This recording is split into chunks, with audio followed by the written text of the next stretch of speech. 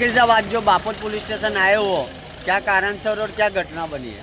मूल घटना 21/5/26 रोज नडियाद पोलीस मथकમાં ગ્રામ્ય પોલીસ મથકમાં બકરા અંગેની એક ખોટી ફરિયાદ જે કહેવાતા ગૌરક્ષકોના નામે તોડબાજોરે દ્વારા કરાવવામાં આવી હતી અને એ કામે 1062 જેટલા બકરાઓ વડોદરા પાંજરાપોળને સોંપવામાં આવ્યા હતા.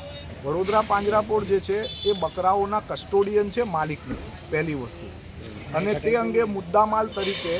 અંગે તેમણે મુદ્દામાલ તરીકે જે તે વખતે એ જે બકરાઓ હતા એ વડોદરા પાંજરાપોળને સોંપવામાં આવ્યા અને વડોદરા પાંજરાપોળે એ બકરાઓની માવજત કરવાની જ્યાં સુધી કોર્ટનો હુકમ ના થાય ને મૂળ માલિકોને બકરા સોંપવામાં ના આવે ગુનાના કામે.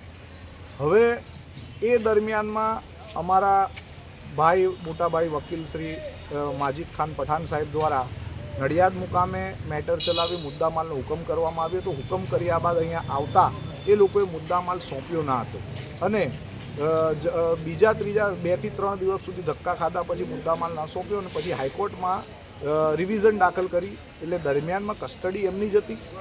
આ બધી પરિસ્થિતિ, આ બધી પ્રક્રિયા દરમિયાન હાલમાં અમને માહિતી મળેલી કે જે વડોદરા પાંજરાપોળના ટ્રસ્ટીઓ અને કર્મચારીઓ ભેગા મળીને આ મુદ્દામાલને બારોબાર કતલખાને વેચી રહ્યા છે. જે અંગે અમે લોકોએ અમારી રીતે તપાસ કરતા માહિતી મળતા આજરોજ અમે લોકો તુલસીવાડી મુકામે આવેલા અને તુલસીવાડી મુકામે એક ભાઈ મળેલા જેમનું નામ છે ઇમ્તિયાજભાઈ, જેમને આ લોકોએ આ મુદ્દામાલમાં બકરાઓ વેચેલા અને એ મુદ્દામાલના બકરાઓ વેચેલા હતા અને એમના સરકારી ચોપડે, કારણ કે રોજે આ બકરાઓનું શું થયું એ હાઈકોર્ટમાં જવાબ આપવો પડશે, તો એ સરકારી ચોપડે ખોટું રોજકામ લખીને ચોપડા પર મૃત્યુ દર્શાવીને અહીંયા બારોબાર માલ વેચી દેવામાં આવતો.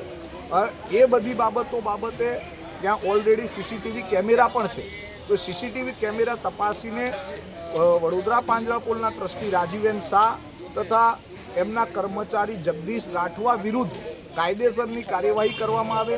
કારણ કે જગદીશ રાઠવાના ખાતામાં જીપે એકાઉન્ટમાં પૈસા મેળવવામાં આવ્યા છે અને આ બધી કામગીરીમાં રાજીવ શાહે ખોટા ચોપડે નોંધણી કરી છે.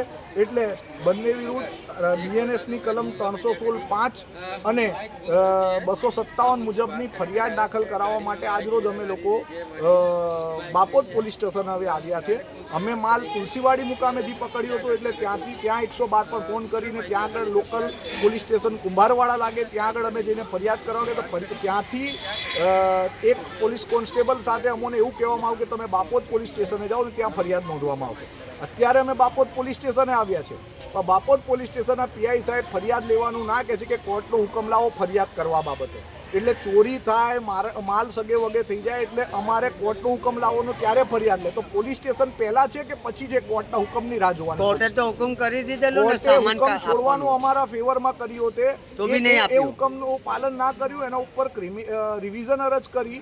તો કસ્ટોડિયન તરીકે એમની પાસે જે વ્યક્તિ કસ્ટોડિયન હોય એ ચોપડામાં ખોટી નોંધો પાડી અને બારોબાર મિલકત વેચી દે તો બીએનએસની કલમ 316(5) અને 257 મુજબનો ગુનો દાખલ થાય છે અને એ અંગેની ફરિયાદ માટે આવ્યા છે. ત્યારે ફરિયાદ લેવામાં આવતી નથી ને એમ કહે છે કે ભાઈ કોર્ટનો હુકમ લાવો. એટલે ખોટી રીતે પોલીસ પણ આ ગોરખ ધંધામાં એમને સાથ આપી રહી છે એવું સ્પષ્ટ દેખાઈ આવે છે. હાલ અમે લોકોએ મજબૂરન અરજી તૈયાર કરવી પડી છે.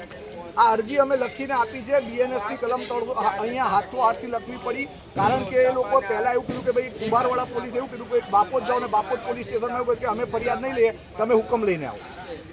એટલે અમારી માંગ છે કે આ બંને રાજીવન શાહ અને જગદીશ રાઠવા તથા જે કોઈ ખરીદનારા, વેચનારા, જે કોઈ લોકો અંદર સંડોવાયેલા તમામ વિરુદ્ધ ફરિયાદ દાખલ થાય 316(5) અને આપણે 257 મુજબ.